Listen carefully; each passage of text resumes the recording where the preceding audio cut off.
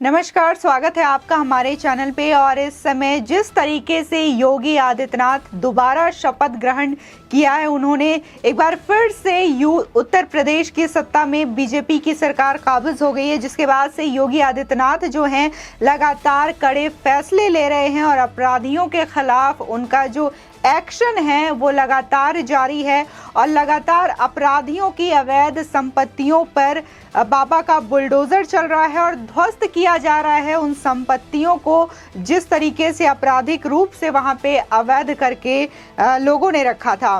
तो जिस तरीके से योगी का बुलडोजर चल रहा है, सत्ता में आने के बाद लॉ एंड ऑर्डर जो है उसको संभाल रखा है। और योगी आदित्यनाथ ने जिस तरीके से प्रचार के दौरान ही कहा था कि अभी बुलडोजर आराम कर रहा है, लेकिन 11 मार्च के बाद से ये फिर निकलेगा और अपराधियों के नकेल कसने के लिए बुलडोजर एक बार फिर से चलाई जाएगी। तो वो हम 25 मार्च के बाद जिस तरीके से योगी ने शपथ ली है हम देख रहे हैं और लगातार वो बुलडोजर की कार्रवाई जारी है। और इन सब चीजों से बौखला करके जो विपक्ष के नेता है, यानी कि समाजवादी पार्टी के एक नेता ने एक विवादित बयान सीएम योगी आदित्यनाथ को लेकर दिया है, जिसका वीडियो लगातार सोशल मीडिया पर वायरल होता जा रहा है। हम आपको बताते हैं इस खबर में कि आखिर जो सपा के विधायक हैं उन्होंने क्या कहा है योगी आदित्यनाथ को लेकर के, और क्यों जो बुलडोजर है वो इस बार कहां चला है। दरअसल खबर एटा जिले से है। एटा जिले में भू माफिया के खिलाफ कार्रवाई की गई है। भू माफिया को शहर के बीचों बीच बेशकीमती सरकारी जमीन पर कब्जा कर बिल्डिंग बनाना महंगा पड़ गया। रविवार को जिला प्रशासन ने भारी भरकम फोर्स के साथ करोड़ों की बिल्डिंग को जमींदोज कर दिया। यह अवैध बिल्डिंग समाजवादी पार्टी नेता के रिश्तेदार बलवीर सिंह की बताई जा रही है। बता दें कि जनपद के समाजवादी पार्टी नेता के रिश्तेदार बलवीर सिंह यादव ने जिला जज के आवास के पास एक प्लॉट में विशाल बिल्डिंग खड़ी की थी। जिला प्रशासन का कहना है कि उसकी ओर से बलवीर सिंह को नोटिस देकर खुद बिल्डिंग हटाने के निर्देश दिए गए थे, लेकिन उन्होंने निर्देश को नहीं सुना, इस निर्देश को हवा में उड़ा दिया, जिसके बाद अब योगी का बुलडोजर उनके अवैध मकान में चलाया गया और उस मकान को ध्वस्त कर दिया गया। बता दें कि एटा के एडीएम विवेक कुमार ने बताया कि ये अवैध रूप से निर्माण की गई बिल्डिंग है, इसको ध्वस्त करने का आदेश जारी किया गया है, इसलिए इसे ध्वस्त किया जा रहा है। सारी सूचनाएं भूमि पर कब्जा करने वालों को दी गई। इसको लेकर प्रॉपर आदेश भी दिया गया, जिसका पालन नहीं होने पर आज इस अवैध निर्माण को गिराया जा रहा है। गौरतलब है कि यूपी के कोने कोने में अपराधियों पर आफत आई हुई है, क्योंकि योगी राज यानी कि योगी सरकार 2.0 में बदमाशों पर और भी सख्त तेवर के साथ योगी सरकार एक्शन ले रही है। साफ है कि दोबारा सीएम बनने के बाद योगी सरकार अपराधियों पर कहर ढा रही है।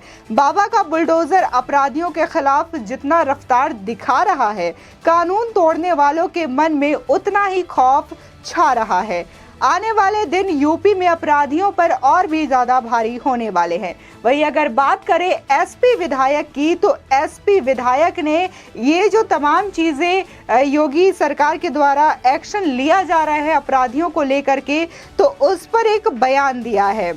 बता दें कि उत्तर प्रदेश विधानसभा चुनाव में समाजवादी गठबंधन ने 125 सीट हासिल करने में कामयाब रही। वहीं वर्ष 2017 में विधानसभा चुनाव में पार्टी को महज 47 सीटों के साथ ही संतोष करना पड़ा था। वहीं 2017 में 335 सीटें जीतने वाली भारतीय जनता पार्टी गठबंधन ने इस समय 273 सीटों के साथ जीत हासिल की है। वहीं समाजवादी पार्टी का इस बार का वोट शेयर अगर देखें तो वो काफी हद तक बढ़ा है, जिसके बाद से लगातार जो एसपी विधायकों के सुर हैं वो बदलते हुए नजर आ रहे हैं और वो अब धमकी भरे जो लहजे हैं उसका इस्तेमाल करते हुए दिखाई दे रहे हैं। दरअसल यूपी के बरेली जिले के भोजीपुरा विधानसभा सीट से विधायक बने समाजवादी पार्टी के पूर्व मंत्री शहजील इस्लाम ने सीधे सीएम योगी आदित्यनाथ पर हमला बोल दिया है। उन्होंने कहा कि पहले हमारे पास विधायकों की संख्या बहुत ही कम थी, जिसके बाद वो कुछ भी कहकर सदन में चले जाते थे और हम चुपचाप रहते थे। लेकिन इस बार सदन में विपक्ष मजबूत है। अगर सदन में कोई भी हमारे खिलाफ कुछ भी बोलता है तो अगर उनके मुंह से बोली निकलती है तो हमारे बंदूक से भी गोलियां निकलेंगी। दरअसल भोजीपुरा विधायक के सम्मान समारोह का आयोजन किया गया था। इस दौरान उन्होंने 28 मार्च को अपने शपथ ग्रहण समारोह का जिक्र करते हुए कई चीजें कही, जिसमें से विधायक ने ये कहा कि जब मैं शपथ लेने यूपी के विधानसभा पहुंचा तो पार्टी के कई सदस्य थे जो काफी खुश हुए। पहले जीते विधायकों ने हमें बताया कि अच्छा हुआ कि इस बार 125 विधायक जीतकर इस विधानसभा सदन में आए हुए हैं। पहले 47 ही लोग थे, जिसकी वजह से काफी मुश्किलें बढ़ी हुई थी हमारी। सदन में हमारे साथियों की उपस्थिति 25 से 30 ही हो पाती थी। उस समय सदन में हमें काफी कुछ सुनना पड़ता था। सीएम योगी आदित्यनाथ गाली तो नहीं देते थे, लेकिन सब कुछ कहकर वो चले जाते थे। विधायक शहजील इस्लाम ने कहा कि इस बार हमारे नेता अखिलेश यादव हैं। विधानसभा में हमारी संख्या भी अच्छी है। नेता के सदन में रहने की स्थिति में हमारे साथियों की भी उपस्थिति ठीक रहेगी। ऐसे में अगर सीएम योगी ने अपशब्द कहा तो ठीक नहीं होगा। शहजील इस्लाम यही नहीं रुके, उन्होंने कहा कि अब उनके मुंह से आवाज निकलेगी तो हमारे बंदूकों से भी। आप यह मत समझना कि धुआं निकलेगा, बल्कि गोलियां चलेंगी। शहजील का ये बयान अब वायरल हो रहा है और सोशल मीडिया पर यह मामला तूल पकड़ता जा रहा है। हालांकि अभी तक किसी भी भाजपा नेता ने इस पर प्रतिक्रिया नहीं दी है, लेकिन जो लोग हैं वो लगातार जो सपा विधायक है उस पर हमला बोलते जा रहे हैं और निशाना साधते जा रहे हैं। समाजवादी पार्टी और सहयोगी दलों के नेताओं के विवादित बयान चुनाव के समय भी काफी चर्चित रहे थे। शहजील इस्लाम उसी कड़ी को आगे बढ़ाते हुए दिखाई दे रहे हैं। उनका ये बयान सपा और पार्टी के अध्यक्ष अखिलेश यादव के लिए मुश्किलें खड़ी करती हुई दिखाई दे रही है। आपको बता दें कि इससे पहले मुख्तार अंसारी के बेटे अब्बास अंसारी ने अंतिम चरण के चुनाव के दौरान ही प्रदेश में अखिलेश सरकार बनने की स्थिति में सरकारी पदाधिकारियों को देख लेने की धमकी दी थी, जिसका वीडियो भी सोशल मीडिया पर वायरल हुआ था। और उसी के साथ ही साथ सपा नेता स्वामी प्रसाद मौर्य और सुभाषपा के अध्यक्ष ओम प्रकाश राजभर ने भी काफी विवादित बयान दिया था इलेक्शन के टाइम पर, जिससे कि अखिलेश यादव की मुश्किलें बढ़ी हुई नजर आई थी। आपको बता दें कि जिस तरीके से लगातार 2017 से योगी आदित्यनाथ ने उत्तर प्रदेश की सत्ता की कमान संभाली है, वो लगातार कड़े फैसले लिए जा रहे हैं।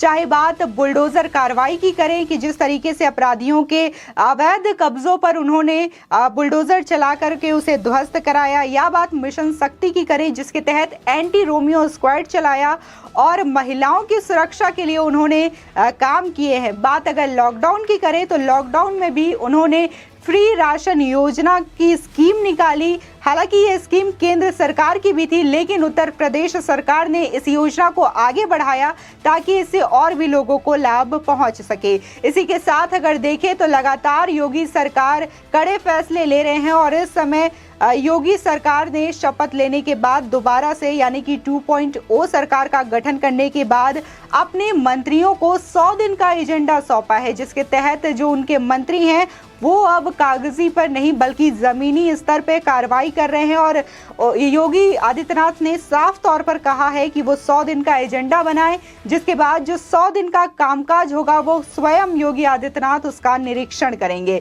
वहीं बात अगर अभी ताजा अपडेट की करें तो आज नेपाल के प्रधानमंत्री आए हुए हैं, जिनका वाराणसी दौरा है और इस समय योगी आदित्यनाथ उनके साथ मौजूद हैं। तो ये जो योगी आदित्यनाथ का कड़ा एक्शन है वो लगातार देखने को मिल रहा है। और बाबा का बुलडोजर, अब जो पहले बुलडोजर हम लोग जेसीबी कहते थे, वो इस समय नई पहचान बन चुका है बाबा के बुलडोजर के रूप में।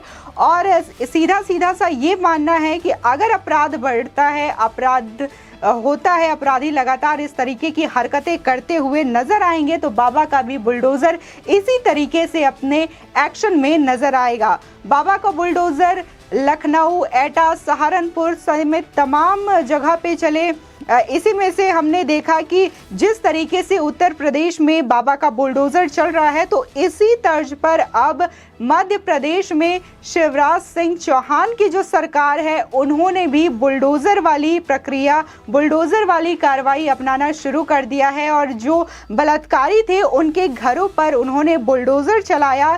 तो कहीं ना कहीं ये देखने को मिल रहा है कि ये जो बुलडोजर की कार्रवाई है वो अन्य प्रदेशों के भी मुख्यमंत्री अपना रहे हैं, क्योंकि ये बुलडोजर वाली प्रक्रिया उनको सही और सटीक लगती है। तो ये कहना गलत नहीं होगा कि यूपी में बाबा का बुलडोजर रुकेगा नहीं, बल्कि अपराधियों पर कड़ी कार्रवाई करता रहेगा और जब तक अपराधी ठीक नहीं हो जाते बाबा का बुलडोजर यूं ही चलता रहेगा।